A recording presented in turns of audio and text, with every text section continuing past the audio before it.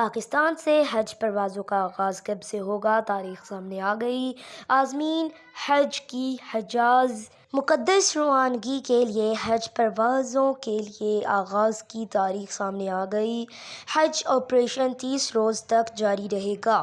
تفصیلات کے مطابق عازمین حج کی سعودی عرب روانگی کے مرحلے کے لیے حج پروازوں کی تاریخ سامنے آ گئی۔ ذرائع وزارت مذہبی امور نے کہا کہ پہلی حج پرواز 1 مئی کو روانہ ہوگی۔ حج آپریشن 30 روز تک جاری رہے گا اور آخری پرواز 30 مئی کو روانہ ہوگی۔ حج آپریشن میں پی آئی اے اور سعودی ایئر لائنز سمیت 5 ایئر لائن حصہ لیں گی۔ حج پروازوں کا شیڈول 10 اپریل تک جاری کیے جانے کی توقع ہے۔ رواں سال 1,79,210 پاکستانی عازمین فریضہ حج ادا کریں گے، جس میں سرکاری اسکیم کے تحت تقریباً 99,000 پاکستانی عازمین حجاج مقدس جائیں گے۔